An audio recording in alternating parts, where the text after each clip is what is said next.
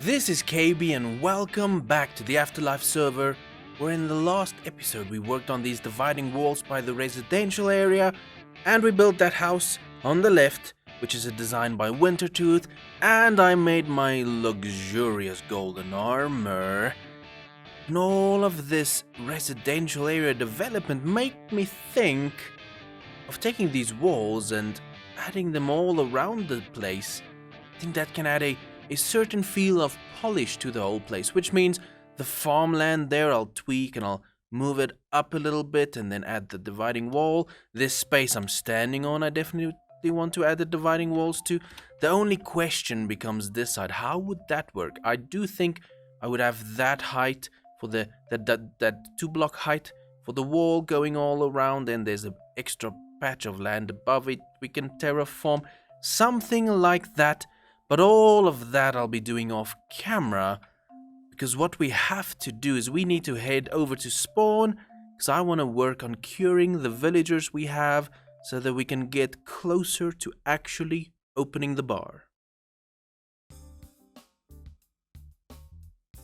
I've been sitting at this bar for quite some time, but we finally became a zombie doctor, which means this dude has converted back. And now we have half prices. I thought it would be way less. You're pretty cheap, dude, but it's fine. We're just waiting for these two. They should be turning fairly soon, but then I'll release them. But that means we do need to figure out the lighting problem, so I'll have a temporary solution real quick.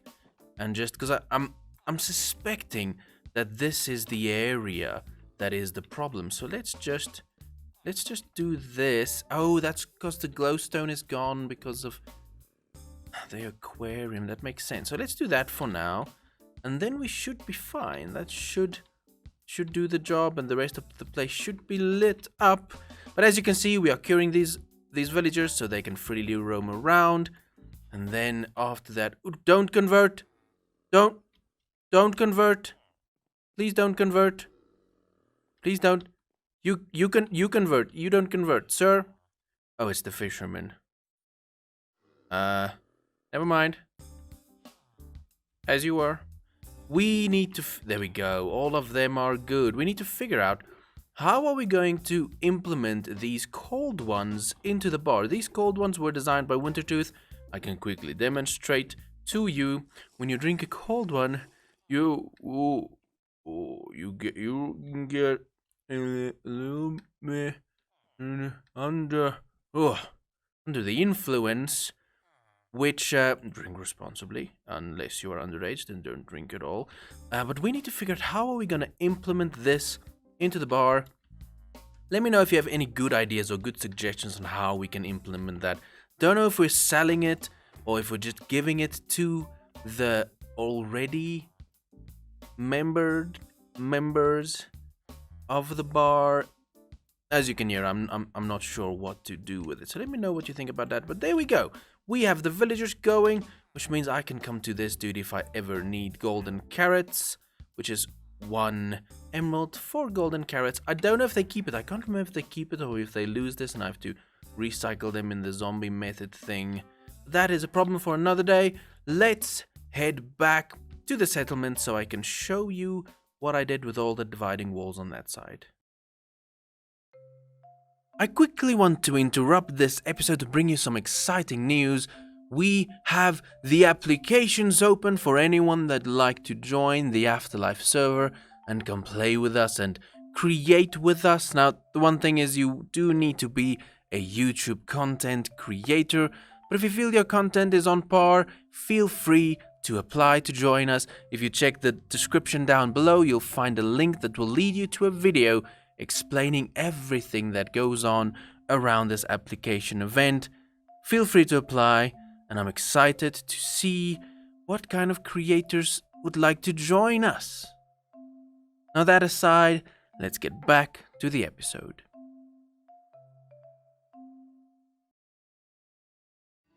It is truly a sad day because we've had our first casualty and we've lost our fully enchanted golden shovel.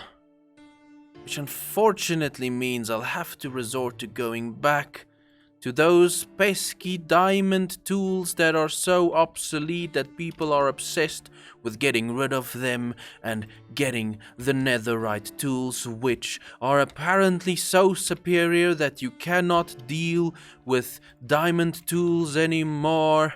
No, I say no to netherite, yes to diamonds.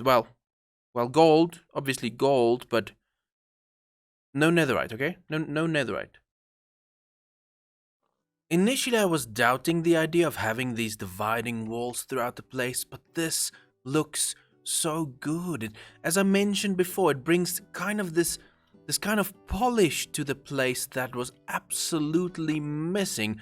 Even if I do nothing with this space now, it looks so polished. Now we do need to bring it to this side at some point, but that looks so good. Let me fly and give you a bird's eye view of how good this looks. They're definitely starting to tie everything together. It doesn't feel so organic anymore as we started off with this whole settlement. But I love where it's going. It has an organic feel still with the organic colors and things. But this is definitely looking so good. I love it. I love where this is going. And a second later, we are back with an update. And I changed the wall, as I mentioned, that goes on this side. And it makes such a difference. I'm really happy that I decided to go with these walls. I also changed the walls on this other side, so let me fly over here, because this is the best vantage point. As you can see, I extended it all the way down to this side. Now we do need to do some terraforming in the water here, and possibly I want to build a little dock thing here, if it makes sense. We'll see what happens with ashes, Artorians things. But yes, this definitely turned out great. Now, I'm gonna have to step away from this. Even though I'm not finished with the farm patch, I'm gonna have to step away from this because I am getting so frustrated. And to explain my frustration, let's head over to the gunpowder farm, the creeper farm. I can explain to you my insanity, if that's the word I'm looking for. I don't know. Let's go. And here we have it. This is where my creeper farm is located. I AFK up there. I don't know if that makes sense or if it's efficient at all, but that's where I AFK, and it's been my best collection has happened up there. But if you fall down, you can see how far it is. It's not that huge, and then we collect gunpowder down here. Now, I AFK'd last night for at least 8 to 10 hours maybe, and I only filled this chest, double chest, and a little bit at the top, which is absolutely useless, and it absolutely sucks, and it makes it hard for me to restock the rocket shop. So what I want to do is to upgrade some things. Now, we're not going to upgrade the creeper farm, because the other problem that happens is when I go over to the industrial area to collect sugarcane, there is no sugarcane, because I used it last time and I did an AFK over there. So now you can see the problem. I have to AFK on this side to get gunpowder.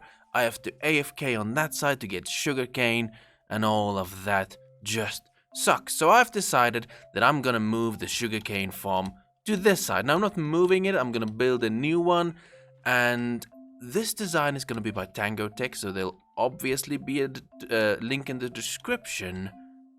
But I think that makes sense to have the creeper farm here, and right next to it, on one of the sides, we're gonna have the sugarcane farm, and then I can just AFK at one spot, and I can have all of my firework rocket needs in one space. Now maybe we can upgrade it in a way that all of the gunpowder comes to the surface into one space, then all of the sugarcane comes into one space, and I can just quickly grab all over the place and just make the rocket. So we'll probably make a little production line thing. Don't know if we'll get to finish that in today's episode, but we definitely need to start working on this even though I have a ton of other projects I have to work on. This is my current frustration, a current problem, and we need to find a solution. Seriously, I just had my second casualty.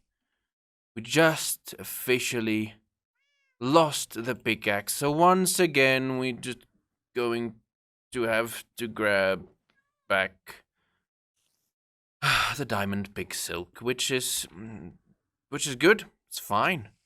We don't need anything more than that. Seriously. As you can see, I went ahead and built one of these modules from Tango Tech's Sugarcane farm, and I'll quickly run you through it. Very light explanation. Please check his video for a proper explanation. But what we have is, we have 8 blocks of dirt running down this side, and then we skip a space and we have 8 blocks of dirt running down this side. That is where we plant the sugarcane.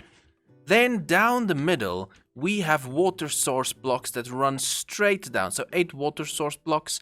Then we go ahead and slab those. Right at the end, we have a stair and we waterlog that stair. Now above all of that, we do have another water source block there that runs water straight down to your collection system. Right. From there, we have an observer here that looks at this sugarcane. If anything changes with that sugarcane, it takes the signal, sends it into this observer. That observer powers the block up there, which then I can quickly show you will power a redstone dust line that comes down this way. Now, if we build another module next to this module, there will be an observer in that module that will power the redstone dust, which I'll quickly show later on, if I remember. If I don't, just tell me I didn't remember. That is basically how it works. So what I'll do now is just duplicate this how many ever times I want. Maybe we go up, maybe we go that way, and then I'll bring you back for figuring out a storage solution. It has been expanded, and I jumped the gun a little bit. I have a very basic storage. This won't be permanent, we won't keep it here. But as you can see, we have 9 of these sugarcane modules right next to each other, and it's picking up speed, but I feel it's still a little bit slow, so I do want to expand more in that direction. I want to keep it slim like this, but make it fat like that. And on this side, I just have a dirt wall to block all the sugarcane shooting out from falling over. And now we can collect them, and I've been collecting a little bit. It's not super fast, but it's not slow. I can't remember how long I AFK'd. So I'm gonna expand it that way, and then we need storage solutions where all of the drops from this machine need to be collected in one central space.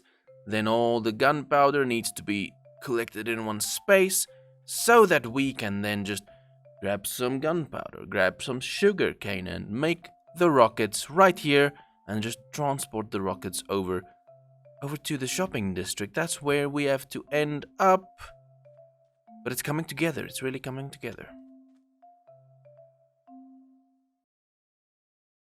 I forgot how much I love automating things and building ugly, monstrous machines, and this sugarcane farm and this item elevator is reminding me of that. But let's jump down. I can show you what I'm working on. I want to get all of the gunpowder to come to the surface. So I built this little item elevator, real quick run through, not super explanation. We'll have items flowing through these hoppers into this one. That one will have a comparator taking the signal out of it into the repeater, into this block, with the redstone dust flowing into that repeater, going into our dispenser over there. Then from the same comparator, we'll take a signal out into this comparator, sending into a repeater, into that block, and then it flows into the redstone dust. Now, I don't know the psycho explanations of these things because I did not make this design. I can't even remember where I got this design, but once a block flows through, it will send a pulse and a signal, and the item will go to the surface. Okay, ugly redstone out of the way. I'm gonna hook this up to that once we have a solution at the top, because now we need to go and figure out where will all these things come together on the surface. And what I'm thinking is to bring the sugarcane to the center here and bring the gunpowder to the center here, and then we have our sorting systems and all those things. We can separate the string we do get from this farm as well, and maybe bits of bones, and get that out of the way, and then everything collects and we can make rockets. I wanted to do it on that side, but it makes more sense to have it in the middle. So sugarcane come here, gunpowder come here, and we make rockets, and we have a rocket factory then. Well, that's the easy part, explaining it. Now I have to do it. If all my calculations are correct, we should be set up now. As you can see, gunpowder's coming through, sugarcane's coming through. I hooked up the item elevator to a little pipe, we'll call it, that goes onto that hopper, and then it gets all of it in here. So we're gonna have string coming through, which sucks, but we'll just throw that away manually.